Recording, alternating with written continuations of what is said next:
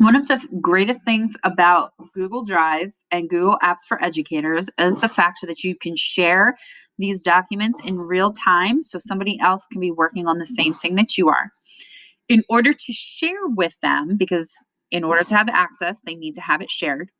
Let's say that this folder, the school year 2021, let's say that that folder is something that I want to share with a colleague because we're going to be working on these same documents.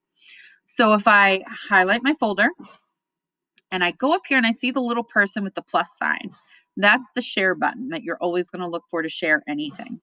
So if I click on share, you type in whoever it is that you would like to share it with. You can either type in their name if it pops up, then you can go ahead and click on their email. And you have a couple different options of what you can do with the people that you want to share it with.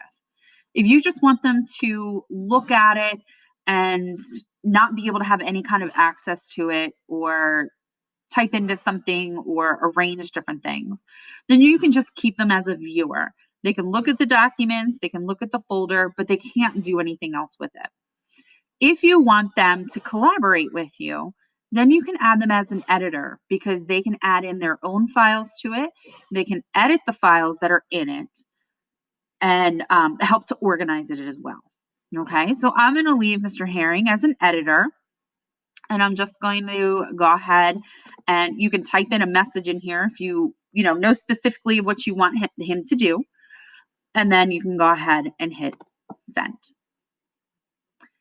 If there is a specific, and then once you have shared something, you notice that this little person has shown up in here. That means that this whole folder, anything that's in it, is shared. So all of these folders that have the little person on them, those are all ones that are shared with at least one other person. So if you want to share just a single document within a folder, let's go ahead. If you want to take them off, you can always remove him. And then you just hit save.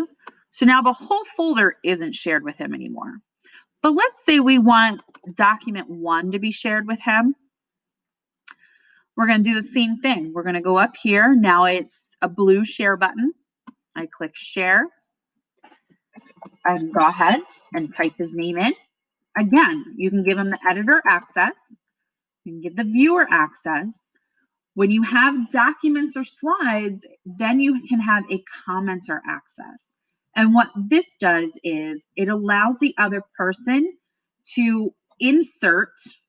If you look over in here, they'll see the insert button, and then there'll be a comment button down in there that they can go ahead and they can insert any comment that they would like, a suggestion, anything like that for you to see.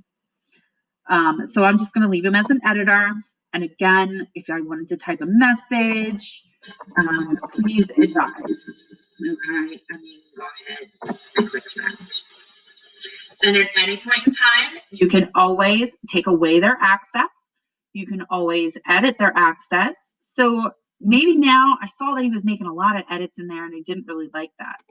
So now I'm just going to have him be a commenter so that he can just make some comments to me and some suggestions. And then you just go ahead and you always make sure that you hit save.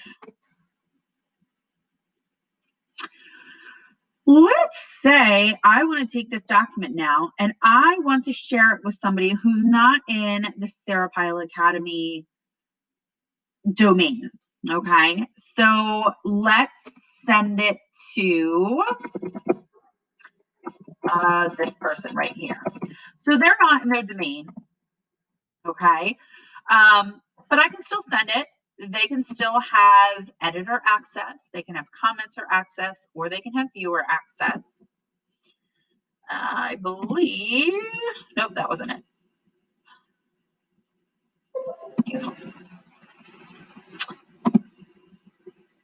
So here it says the person's not in the Sarah Pyle Academy organization. I want to share it anyway. And now they have access in there as well. Okay, so it's there and there.